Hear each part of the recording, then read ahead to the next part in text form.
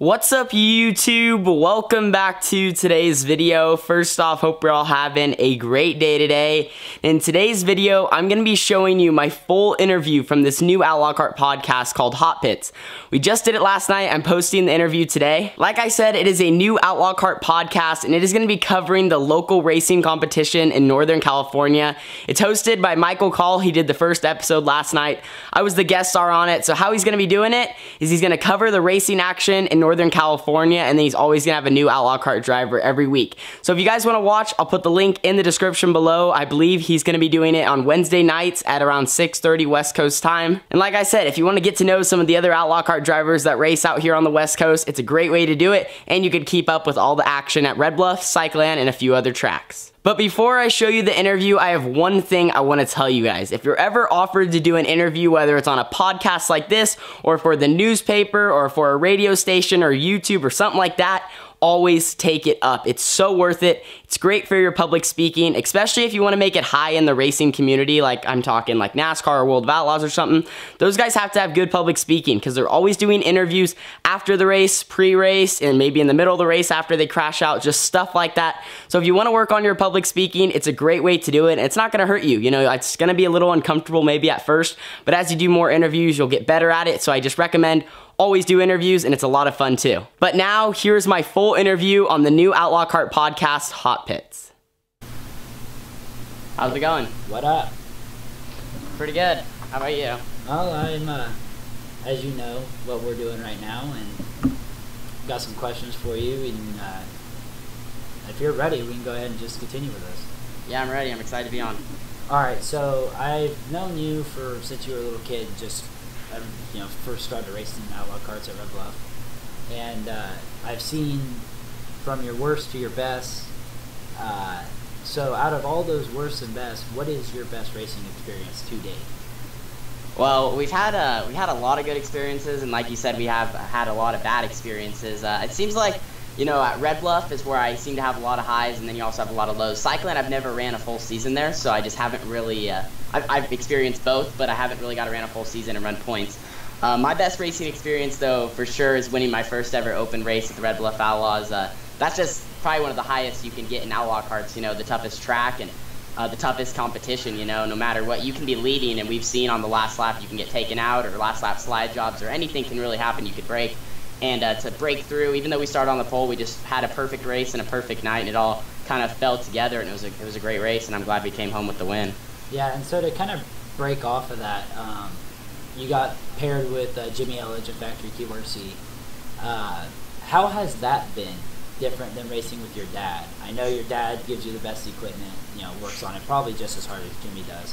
But being able to be like, hey, I'm a Factory QRC driver, how has that changed the way you go out and race every weekend? Well, I think it doesn't actually really change how I drive. Really, one of the things I think as you move up through the ranks, you know, people that get into sprint cars, they're not always driving their own car. I really think you just got to hop in anybody's equipment and treat it like it's your own. I mean, sometimes if you wreck, you wreck it. That just happens. I mean, of course, I go out there and I try to drive in how I normally would drive in a kind of conservative but aggressive manner. You know, you just really kind of give it all you got, and I was really glad to drive the Factory QRC kart. I mean, not much different. I think it's the same chassis, same everything as my normal Outlaw kart that I got to run, but Jimmy gives a great setup, and he gives the best you can give. So we felt really, really good to get a win with them, especially with our third race out with those guys. We had a few bad races, and Millbridge was pretty fun. We had made the show there, but looking forward, we're going to be running Showcase with those guys too, so hoping to put together a good night and a good finish there. Yeah, I saw the starting build of your kart earlier today. It's pretty sick. Yeah, I'm excited. So I know you started racing your dad pretty much. You did a video of it on YouTube. Your dad saw a guy sitting, what was it, on the side of the road or something like that? Yeah, a kart on the side of the road, and a few of my dad's friends kind of got him into it, talked him into it, because he wasn't really sure. You know, we watched NASCAR and all, but it just kind of convincing him, and really I wasn't sure what I was getting into myself. Like, you know, being a 5-year-old kid, I really thought I was starting in like the truck or the Nationwide series, but I wasn't really sure what was happening. But when I got Outlaw Kart Racing, we went out and watched a race, and then came home and ran my first ever race, and it was something so new. I mean, of course I was really slow, just putting around, but after about, I think, the first year, I got my first win, and from there we just started racing all the time, and it's been a blast. Yeah, I remember when, I think I was like 6 or 7 when you first showed up to Red Bluff, and I don't remember how old I was. Yeah, it was a long time ago. That was when they still had the metal around the infield, and they didn't have the the plastic barriers, the Lego they had wall. tons. I think I've been racing Red Bluff now for about 8 seasons, something like that, 8 or 9. Yeah, we've been going there for a while. Just points there's tough, but it's a lot of fun. Yeah, I think I'm at 15 from last year. Yeah, it's fun. It's so insane. I know you've had a bunch of influences come in and out of your racing career and help you and teach you to what you've done now. I know Roger Crockett's been helping you big time in the sprint car. So your biggest influence so far, you know, whether it be Kyle Larson or someone like that, who is it and why? So the guy I always looked up to in NASCAR, you know, Kyle Larson, big influence, you know, just as he came from the same background as we're all coming from, and we're trying to build and be what he is now.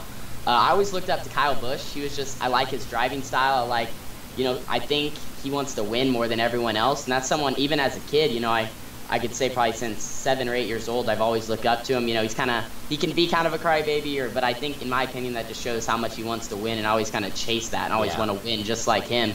And like I said, his driving style, he just doesn't give anyone an inch. You know, a few times he can kind of get over his head and maybe a little too aggressive, but like I said, he's a really good driver, and I always looked up to him. And people like Donnie Schatz, you know, obviously a great sprint car driver, and then an Outlaw Kart driver I always looked up to was Logan Seavey, just because Logan, you know, he's at the top of the line now, and he was an awesome Outlaw Kart driver. I mean, just smooth, hits his marks every single lap, and really just a clean, overall, just awesome driver, and won quite a few big races. Yeah, I mean, if there's anybody watching that wants to learn how to race, just go watch some Logan Seavey and cars. You will just be amazed. It is, I can't believe how he's, but yeah, back on the Kyle Busch deal. I mean, I know I've been watching NASCAR. That's pretty much how I learned my numbers, was watching NASCAR, and I pretty much saw Kyle Busch come in, and so I agree with you of having to wanting to win like him, because that's all that guy wants to do. He doesn't care who you are. He doesn't even care if it's his brother or anybody else. That's all he wants to do.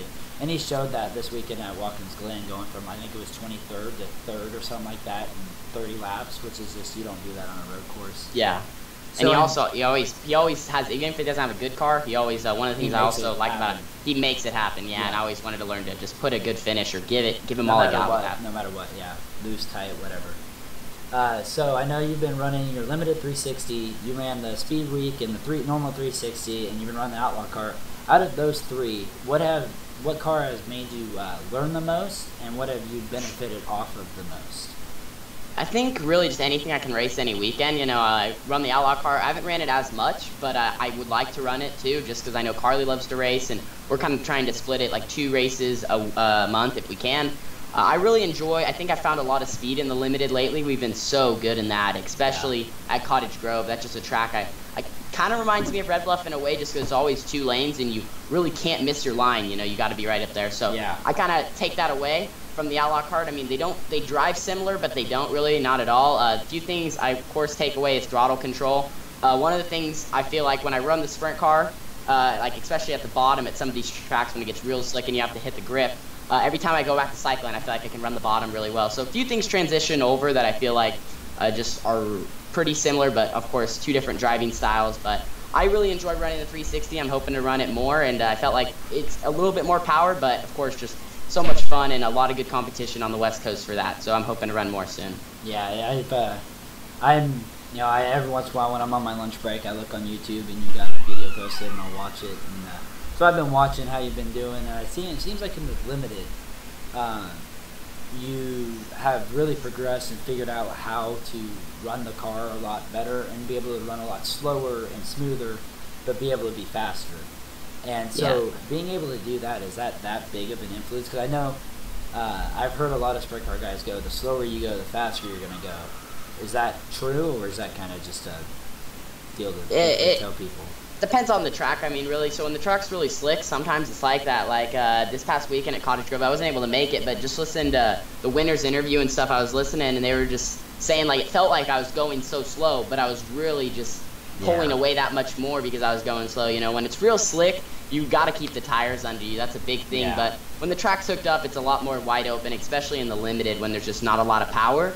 So these tracks, you can pretty much, in qualifying, go wide open all the time. So, and as the night goes on.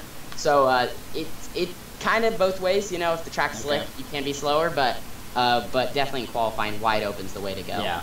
All right. So last question here. I know I've kind of kept you up for I think what 10 minutes now. It's all good. So about you, like what do you do other than racing, other than YouTube, other than traveling every weekend to go racing? What else do you do? Honestly, we don't do too much besides that. That's kind of our life, as a family. I think it's something we all like to do. Like you said, I do lots of YouTube, and that's been a hobby I'm kind of trying to do more of. But otherwise, I mean, we haven't really done much. My parents, they both work. And then I do YouTube, like I said, and I play a lot of Fortnite iRacing, usually during the summertime, and then go to school. But other than that, there's not a bunch of other hobbies that we really do. Like I said, just racing's, that is our life. So we do it all the time we can, and doesn't really leave much time for anything else. But we all enjoy that, and that's what we choose to do. Oh, yeah. I mean, I was in that shoe for a little while where it was just, that's all we did, was just racing and racing and racing. It's and fun. now it's gotten to the point now where I kind of faded off of the whole racing thing, and now I kind of want to turn to the side of, I want to help progress the sport a big time, kind of like what you have with your YouTube videos. I mean, I don't know if you understand it, but your YouTube has blown the sport up a lot. And so I kind of want to do another deal like that, but help just kind of bring people awareness to the drivers in the local that aren't as huge. So I figured get you on here, help, promote everything, get it like, hey man, like we're actually gonna do this.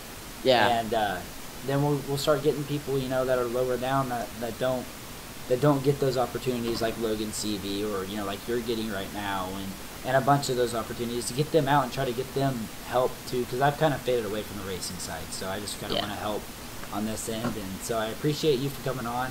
I think that was pretty good. I don't know how you guys like it, but for the first one, I don't think I did too bad. So thank you for coming on, and I'll get you that video so you can help you out. Thank you. Appreciate it. Yeah. YouTube. Cool. All right. See you, Tanner. See ya. All right, guys. So I think that's gonna wrap it up here. And that is going to conclude the interview. I want to say thank you to Michael Call for having me on the show. And then also, real quick, a huge shout out to all my sponsors: ABC Powder Coating, Lafarge North America, Future Farms in Roseburg, Oregon, Durango RV, Commercial Collision, and Sundance Signs. And then also, can't forget about Factory QRC. They do a lot for the racing community, and they do a lot for me. So I want to say thank you to them. And then also, last but not least, I want to thank my family for supporting me and what my sister and I do. We love what we do, and we hope to do more of it in the future. But that's going to end this video. Thank you guys so much for watching. Don't forget to leave a like, subscribe, and share. Remember, go have fun in your next race, drive clean, and actually, I'm getting ready to shoot my new unboxing my Simpson race gloves video right after this, so stay tuned for that tomorrow. I'll see you guys then. Deuces.